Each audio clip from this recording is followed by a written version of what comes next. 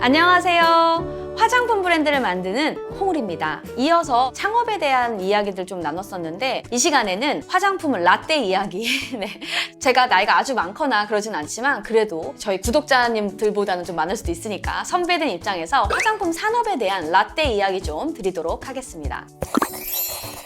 저는 2006년도에 첫 회사에 입사를 해서 실제 화장품 회사에 입사하게 된 건 2008년도였거든요. 첫 회사는 휴레패커드라고 하는 프린터 회사였고요. 거기서 마케팅 팀으로 일을 하다가 더 패시샵이라고 하는 브랜드샵 아시죠? 거기에 이제 마케팅 팀으로 가게 되면서 저의 화장품 직무의 역사가 시작되었습니다. 2008년도에 제가 더 패시샵에 갔을 때는 이미 화장품 브랜드샵이 정말 호황, 르네상스라고 하나요? 정말 그 호황일 시절이었습니다. 2003년도에 미샤가 오프라인 매장을 시작하면서 브랜드샵, 로드샵이라고 부르고요. 또 브랜드샵 단독으로 되어 있는 이런 샵들이 생기면서 명동, 이대나, 신촌 이런 쪽에 브랜드샵들이 많았어요. 특히 명동에는 그때 당시엔 일본인 관광객들이 중국인 관광객들보다 더 많았었습니다. 그때 당시에 겨울연가라는 드라마도 유행하고 해서 일본에서 관광으로 한국에 오신 분들이 굉장히 많았고 관광객들이 많이 가는 곳이 명동이었습니다. 명동에 지금은 브랜드샵이 참 많이 없어졌지만 그때 당시에는 로드샵, 이 길거리에 있다라고 해서 로드샵이라고 불렀어요. 각각의 브랜드가 나눠져서 있었기 때문에 브랜드샵이라고도 불렀습니다. 그전에는 종합 화장품 매장들이 많았거든요. 저 중고등학교 때 보면은 종합 화장품이 아직도 읍이나 면 단위의 지역에 가면 여전히 종합 화장품 매장들이 있거든요. 거기에 가면 머리끝부터 발끝까지 화장품이나 소독에 관련된 걸 다 팔아요. 머리 빗도 팔고 드라이어도 심지어 팔고 염색약부터 해서 이것저것 틴트나 이런 것들도 많이 판매가 됐었거든요. 그래서 엄마들이 이제 거기에 가서 화장품도 사고 또 그 안에서 방 같은 데가 따로 있어서 현재 에스테틱처럼 피부를 관리해 주시는 그런 서비스도 있었습니다. 그건 진짜 정말 더 라떼 이야기고요. 그 이후에 브랜드샵들이 하나하나 이제 생기기 시작했는데 그 첫 번째가 미샤였고 거의 두 번째가 더 패샵이었던 걸로 제가 기억합니다. 그 외에도 브랜드샵, 이스프린, 에뛰드하우스, 홀리카, 네이처 리퍼블릭도 지금 있죠. 더샘도 있습니다. 스킨푸드도 또 최근에는 온라인에서도 계속 많이 판매하시더라고요. 그때 당시에 명동 매장에 나가면 정말 많은 브랜드샵이 있었어요. 막 생겼다가 없어지기도 하고 명동에는 제가 더패샵을 다녔으니까 그때 당시에 매장이 4개, 5개까지 있었습니다. 명동 1호점부터 5호점까지 있는 거죠. 명동이라는 그 지역이 아주 넓진 않잖아요. 메인 스트릿에 매장이 3개, 4개 있고 골목에 한두 개 있고 이렇게 되는 거예요. 그렇게 많은 매장이 있을 정도로 화장품 쇼핑을 하러 관광객들이 모이는 곳이었습니다. 패션과 뷰티의 메카가 곧 명동이었죠. 그래서 명동에서 크리스마스 때 되면 명동에 사람이 가득 모여가지고 크리스마스 선물도 사고 이런 부분들이 뉴스에도 막 많이 나왔었어요. 그러다가 2011년 정도 됐을 때 중국으로 수출을 정말 많이 했었어요. 특히 마스크 시트팩이 정말 중국으로 많이 판매가 되었습니다. 다양한 이유들이 있었을 거예요. 한류 열풍도 있었고 또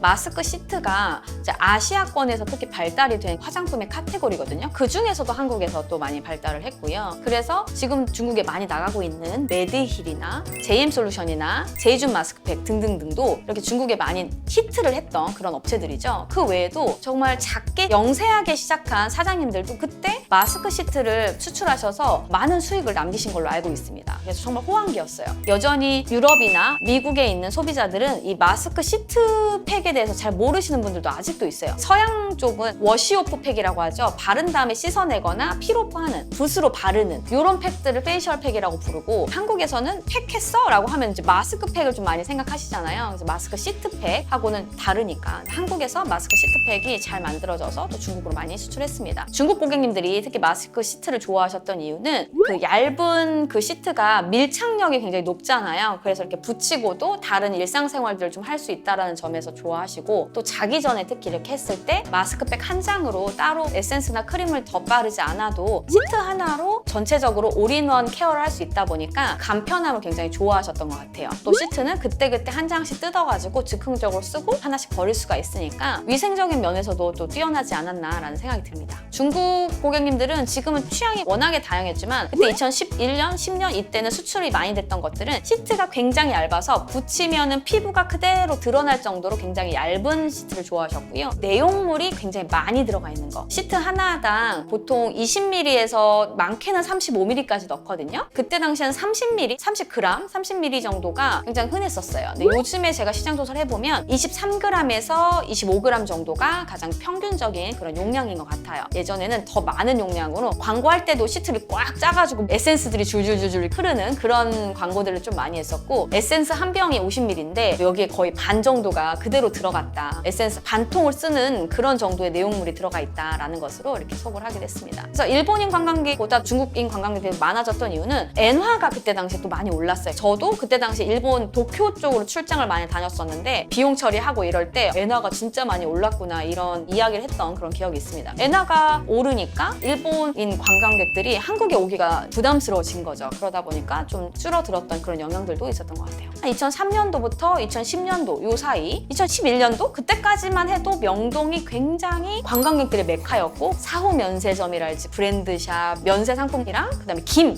특히 일본인 관광객분들은 화장품을 사면서 꼭 김을 잘 사가셨어요. 그래서 명동을 돌아다니다 보면은 이렇게 들고 다니면서 했었고, 명동의 시장 조사를 정말 많이 나갔거든요. 전 광화문에 있었는데, 광화문에 LG생활건강에 있을 때 광화문에서 명동에 택시 타면은 한 3-4천 원밖에 안 나왔어요. 그래서 수시로 점심 먹고 다녀온다든지 1시간, 2시간 정도를 이렇게 쑥쑥쑥 다녀왔었습니다. 가보면 한국말보다 중국어나 일본어가 더 많이 들리던 시절입니다. 그래서 그 앞에서 안내해주시는 카운셀러 분들이 나와서 이렇게 나 마이크 들고 행사를 많이 했었어요. 이렇게 장바구니처럼 생긴 이 바구니를 매장에 들어갈 때 꼭 하나씩 쥐어주셨어요. 그 안에 꼭 샘플이 들어있어요. 그래서 이 샘플은 내가 무언가를 구매할 때 같이 껴주는 덤 같은 거예요. 장바구니에 이미 그것이 담겨져 있으니까 이것을 좀 갖고 싶어서라도 어떤 제품을 좀 구매하게끔 만드는 그런 소비자의 심리가 그렇게 생기더라고요. 그래서 좀 잘 이용한 마케팅 했다라고 생각이 들면서도 좀 약간 부담스러웠던 것 같아요. 저 구경만 하는 거예요. 저 뭐 살 건 없어요 해도 카운셀러 분들이 그래도 이거 장바구니 들고 가세요 하면서 장바구니를 손에 이렇게 쥐어주셨거든요. 그래서 그랬던 기억이 좀 있습니다. 근데 지금은 우리 H&B 스토어, 올리브영이나 랄라블라나 롭스 같은 매장 가면 그런 현상이 정말 없어졌죠. 이게 시대가 좀 많이 바뀌면서 더 개인화되고 굳이 카운셀러 분들이 다가와서 좀 부담스럽게 행동한다거나 그런 것들은 정말 많이 없어진 것 같아요. 올리브영 가면 도움이 필요하시면 말씀해주세요 이렇게 말씀하시잖아요. 그러니까 도움이 필요하면 말씀해달라. 도움이 필요하지 않으면 굳이 내가 고객님한테 뭐 귀찮게 하지 않겠다라는 그런 의도로 보여지고요. 그렇기 때문에 올리브영 같은 데 갔다가 친구들이랑 약속했는데 시간 남았을 때 올리브영 많이 가시지 않나요? 가서 막 이것저것 테스트하다가 친구가 나 이 앞에 왔어 라고 하면 테스트하던 거 그냥 그 자리에 그대로 놓고 바로 나갈 수 있잖아요. 그랬을 때 뭐 부담스럽거나 미안하거나 그런 감정 없이 그냥 화장품을 체험할 수 있는 그런 놀이터 같은 공간이 된 거죠. 지금 H&B 스토어가 현재 소비자들의 심리를 또 잘 파악했고 또 이제 역세권 주변으로 매장들이 많이 생기다 보니까 그런 부분들을 좀 잘 활용하지 않았나라는 생각이 듭니다. 그래서 올리브영에 남녀노소 할 것 없이 잘 들어갈 수 있고 거기에 음료나 아니면 간단한 과자나 생필품 같은 것들도 판매를 하다 보니까 편의점의 기능까지 하고 있더라고요. 그런 부분에 있어서 라떼의 브랜드샵과는 정말 대조가 되는 그런 풍경이지 않나 싶습니다. 라떼 브랜드샵은 들어가면 장바구니 쥐어주고 카운셀러 분들이 옆에 졸졸졸 쫓아다니시면서 뭐가 필요하세요? 피부 고민은 무엇이에요? 이렇게 하면서 계속 옆에서 도와주셨거든요. 그런 부분들이 또 케어를 받는다는 느낌, 고객으로서 대접을 받고 관리를 받는다는 느낌도 들면서 또 동시에 좀 부담스럽기도 했던 것이 사실입니다. 옷집 가더라도 뭐 구경만 할게요. 뭐 찾으시는 거 있으세요? 그러면 구경할게요 라고 하면은 점원분들이 그냥 냅두잖아요. 그런 것처럼 해주셨으면 좋겠는데 근데 저는 더페샵이라는 브랜드샵에도 있었고 또 화장품 업계에 많이 있다 보니까 그렇게 했던 이유 중에 하나가 사실 다 그런 건 아니겠지만 도난 사고가 좀 빈번했었어요. 왜냐면은 매장이 조그만하고 워낙에 화장품들이 작잖아요. 그래서 도난 사고가 좀 빈번했다고 합니다. 그래서 그런 부분도 없지 않아 있지 않았을까라는 또 생각이 드네요. 어쨌든 저는 2008년부터 화장품 업계에 실제로 업무를 진행하면서 지금까지 이렇게 왔는데요. 그동안의 명동의 거리의 변화, 특히 로드샵의 변화에 대해서 말씀드렸습니다. 그래서 브랜드샵의 창궐기 그리고 또 현재 H&B 스토어가 성숙되어 있는 이 단계를 거치면서 어떠한 소비자의 변화가 있었고 유통 매장들은 어떠한 컨셉으로 이렇게 바뀌었는지에 대해서 말씀드렸습니다. 유통 매장이 리드를 한다기보다는 소비자의 라이프 스타일에 따라서 바뀐다고 생각해요. 편의점들도 1인 가구가 늘어나고 도시락이나 이런 것들이 발달이 됐잖아요. 그런 것처럼 유통이 먼저 이끈다기보다는 소비자의 니즈에 맞춰서 유통의 바람이나 플랫폼의 어떤 상품의 구색들이 바뀌는 것 같아요. 소비자들의 니즈를 빠르게 파악하고 그것을 플랫폼에 빠르게 적용하는 것, 그것이 현재 화장품 회사들 그리고 유통사에서 나아가야 할 방향과 비전이 아닌가 싶습니다. 네, 저와 함께 라떼 이야기 들어보신 거 어떠셨나요? 어렸을 때 기억도 나셨나요? 중고등학교 때 또는 초등학교 때 브랜드샵에 갔던 기억들도 새록새록 나셨을 것 같은데요. 앞으로도 화장품 산업과 관련된 다양한 이야기 보따리를 들고 여러분 여러분과 함께 하겠습니다. 다음 시간에 또 봬요. 감사합니다.